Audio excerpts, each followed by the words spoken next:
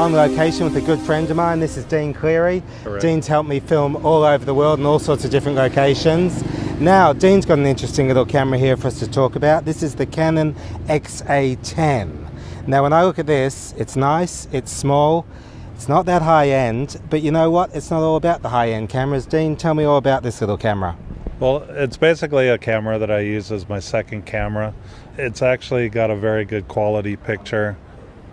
Most of the time I can run and gun, and I can take off the handle. It's got 3 screws that will unmount, so if I want to just be incognito and get into tight places, I can shoot with it. It's also got, putting the handle back on, it's got XLRs on the side. But most of the time what I'm doing is taking it out through the HDMI, and it's got a mini HDMI port out the side into the Ninja and now into the Ninja 2. So I'm basically getting uncompressed video straight into the Ninja. It's a really great camera. It's not a cheap camera. It looks, maybe a prosumer camera, but it's about $2,000, and it's got some really nice quality images that come out of it, especially when you're going to the uncompressed out to the Ninja. It's just phenomenal. Dean, I remember a time, whenever you got a small camcorder that didn't cost thousands, they came with a tiny little 3.5mm mini jack, and it was horrible because I'd have 3.5mm mini jack to XLR. The jacks would always break, it would never hold up, and it was a real problem. Now, I know this isn't particularly cheap, you said $2,000, but whatever the case, you got the full XLRs, and to me that was always a big thing that separated a lot of the cameras that were unusable and the ones that you could actually do something decent with. I mean, they'll watch pictures if they're not necessarily perfect, but they won't listen to awful audio. So how much of a deal is that to you? That was a big deal. Most of the cameras, and like I said, it's my second camera, and I use it a lot for shooting screens, video screens at the LAFC Pug meetings. I use this camera to shoot the screen, and before I always had my little Canon HF10, and it had the mini plug, and the sound wasn't that great, and this was really important that I could take the audio off the board directly in with XLR, so it was balanced, and it eliminated a lot of the buzz that I was getting. A lot clearer sound, and a big deal for me. Excellent. Now, let's talk about the AVC HD. Now, I know you are going to a Ninja 2 here, as you said, so you've got the ProRes, which is fantastic. But what do you think of AVC HD as the internal codec? My other camera, my Sony AX2000, shoots to AVC HD.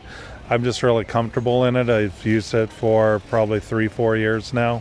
Most of the time I had no problem. It's just the conversion to ProRes. I take them in and convert them to ProRes. It takes a little bit of time, which I don't have to do with the Ninja. It's great. It goes straight to ProRes, and I can convert it. I don't have to even convert it. I just bring it straight in, edit right off the drive. So do you ever edit the AVC HD as AVC HD, or do you always convert to ProRes? Always convert to ProRes. You talk about this as being your second camera. Would it be all right as a first camera, do you think, or do you need to go further? Most of the stuff that I do goes to the web, so it'd probably be a great first camera as well. And what is your first camera? This is the Canon XA10, so what do you use as your main camera? My first is a Sony HDR AX2000. Another AVC HD camera? Yeah, absolutely.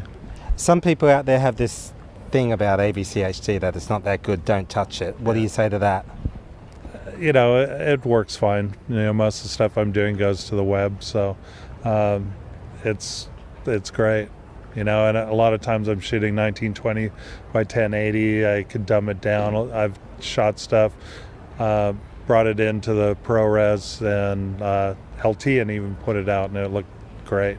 I like it. It looks great. I particularly like it because it's got the XLRs, it's got the uncompressed on the HDMI. Go to a Ninja, go to a Blackmagic recorder, go to an AJA recorder, whatever you want to use. I think that the head on this tripod, which is the Manfrotto HD 501, is actually almost as big as the camera itself, but it's, I just put it on this tripod. It was easy and light to carry around.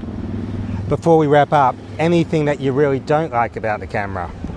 The menu system, having it all on screen, it's a little fiddly. It's not as easy as it could be. The viewfinder's really kind of small and hard to see. And this probably is the brightest day. It's brighter than any place in Southern California in most cases. I really couldn't see what I was shooting off the screens. Probably need a couple hoodman hoods or something. So. Okay, and I said that was the last question, but one more. What's your favorite thing about the camera? Its price, and it was light. Makes a lot of sense. And picture quality is great on it. Yeah, well, that's got to be the primary thing. All right, Dean, thank you. It's been great talking to you.